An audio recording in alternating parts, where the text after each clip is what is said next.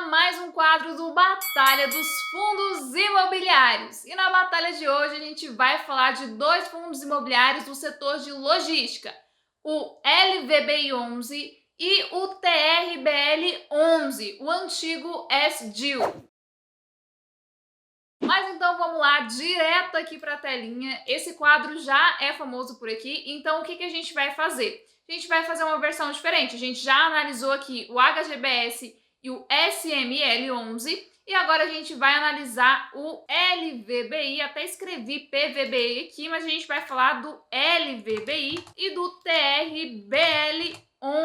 E o que a gente vai avaliar? A gente vai avaliar o patrimônio, liquidez, aqueles critérios que eu tô sempre trazendo aqui para vocês. E aí um detalhe muito importante, esse vídeo não é uma recomendação de investimentos. Eu não tô fazendo isso aqui para dizer que você tem que comprar ou que você tem que vender esses fundos imobiliários que eu tô mostrando aqui. Eu só tô colocando alguns critérios que não são todos que eu utilizo, só pra gente fazer um demonstrativo rápido. Entendido isso daí, já abri aqui o relatório tanto do LVBI quanto do TRBL e também já abri aqui dentro do Investidor 10 os dois fundos imobiliários para a gente dar uma analisada.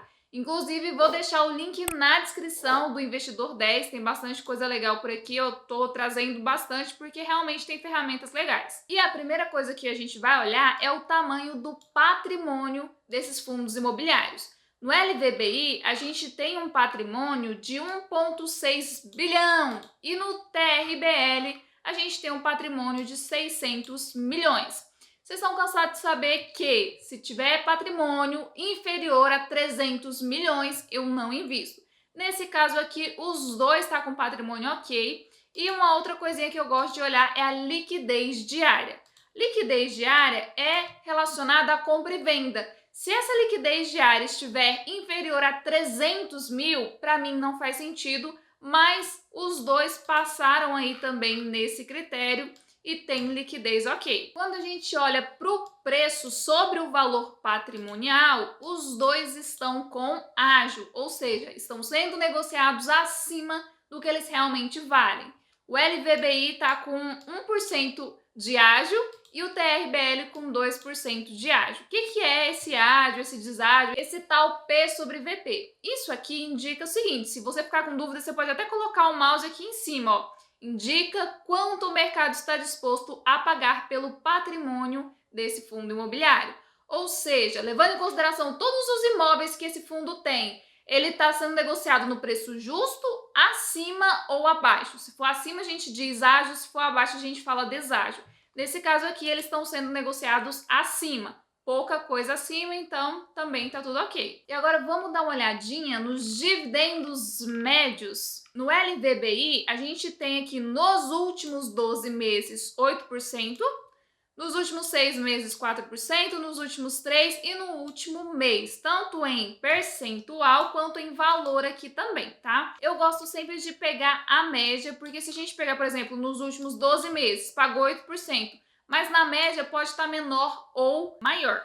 Então eu sempre gosto de dar uma olhadinha para os últimos 12 meses, mas também comparar com uma média. Aqui, por exemplo, no TRBL, a gente tem uma média de 9% nos últimos 12 meses, mas isso não significa que a média geral é esse valor. E aí agora vamos dar uma olhadinha na vacância. O que é vacância, Mari? É a parte desalugada. Vacância, só para ficar mais claro, é algo ruim. Quanto maior a vacância, significa que tem mais partes que estão sem inquilino e o rendimento está aí fora do nosso bolso. Se essa vacância estiver igual a zero, significa que está tudo alugado, que está tudo certo. Mas a vacância dos dois é menos de 1%, então os dois estão super ok nesse ponto. Agora vamos lá para o relatório para a gente dar uma avaliada no imóvel, tanto na qualidade quanto na quantidade.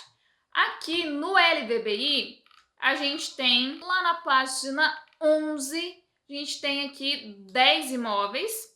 Desses 10 imóveis, são 33 locatários, então tá bem distribuído aí o percentual da receita. Tem uma concentração aqui de 26%, que eu não gosto dessa concentração muito alta. Por quê? Porque se esse inquilino aqui sair, se acontecer alguma coisa com esse imóvel, os dividendos do fundo podem ser alterados. No caso do TRBL, a gente tem apenas 5 imóveis, e quanto menor a quantidade de imóveis, maior a concentração de receita. A gente tem quase, pouco mais na verdade, de 37% em um único inquilino, que é o inquilino dos Correios aqui, desse único imóvel de Contagem que fica lá em Minas Gerais. Se o Correio sair desse imóvel, 37% dos rendimentos desse fundo imobiliário vai ser afetado. Agora, uma outra coisa legal da gente olhar também é a alavancagem, ou seja, a dívida. Mari, mas fundo imobiliário não pode se endividar. Ok, ele não pode se endividar, mas ele pode antecipar os aluguéis que ele tem para receber. Então ele vai lá, pega os contratinhos que ele tem, chega lá no banco e fala assim: meu querido, então, eu tô precisando de uma graninha para comprar um imóvel extra, você antecipa para mim os aluguéis, quando eu receber, eu te pago.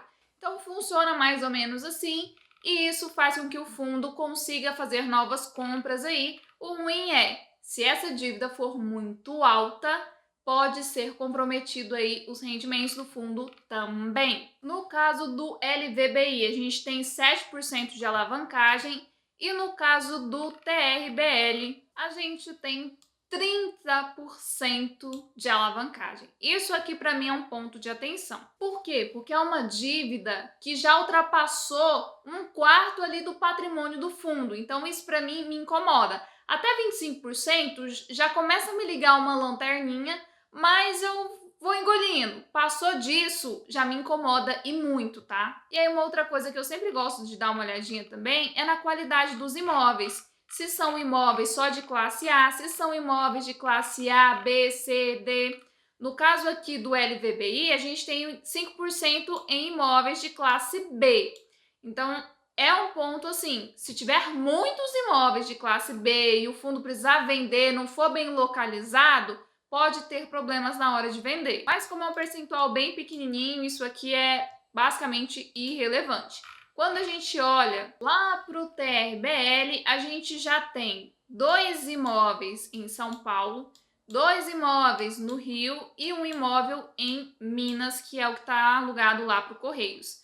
Qual que é a questão? Imóveis no Rio, eles tendem a ter uma vacância maior, tá? No caso de logística, pode ser que não tenha tanto, mas se for de escritório já é um ponto aí de atenção. E aqui não traz se são imóveis de classe A, B ou C, mas quando a gente dá uma olhadinha nesse portfólio aqui, a gente já vê que são imóveis super ok, bem estruturados. Você olha aqui nas fotos, você já vê que não é um imóvel muito antigo. Se fosse, aí seria um ponto de atenção também. Então, beleza, vamos para parte final. Os dois têm um patrimônio ok, tem liquidez ok, tem um preço sobre valor patrimonial ok, o máximo que eu aceito pagar é 1,05, tem dividendos muito parecidos.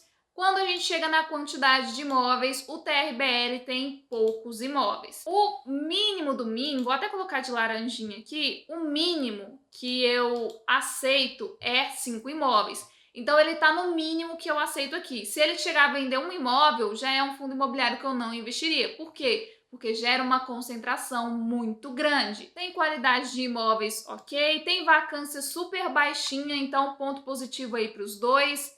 Tem uma alavancagem alta aqui no TRBL. E isso aqui liga uma lanterna gigantesca, tá? Eu não gosto de fundos imobiliários que têm essa alavancagem aqui maior. Então é um super ponto de atenção para mim. E na concentração de receita, aquele que tem menos imóveis também tende a ter uma concentração maior, que me preocupa. Até 25% de alavancagem, até 25% aqui, 20% de concentração de receita, ok. Se passa muito acima disso, me incomoda. Essa concentração aqui no LVBI também é uma concentração que eu não gosto tanto, porque já passou dos 25%. Mas, levando em consideração essa alavancagem e que ele tem uma quantidade de imóveis um pouquinho maior, um pouquinho vírgula, né? O dobro maior aqui, eu, nesse caso, nessa batalha nossa aqui, acredito que o LVBI sai na frente ganhando por conta dessa alavancagem que a gente encontra no antigo aí SDIL. Mas agora eu quero saber de vocês. O que vocês preferem? O que vocês acham? Qual desses fundos imobiliários vocês acham que são os melhores? E também quero saber de vocês quais fundos que vocês querem que eu traga aqui na próxima batalha dos fundos imobiliários. Então deixa nos comentários que eu quero saber. Vou deixar o link tanto do Investidor 10 quanto da minha lista de espera aí para a próxima mentoria que eu vou abrir /curso, que vai ser um curso super legal que eu quero trazer aqui para vocês. Caso vocês tenham interesse, vou deixar tudo na descrição e eu aguardo vocês no próximo vídeo aqui do canal. Até mais!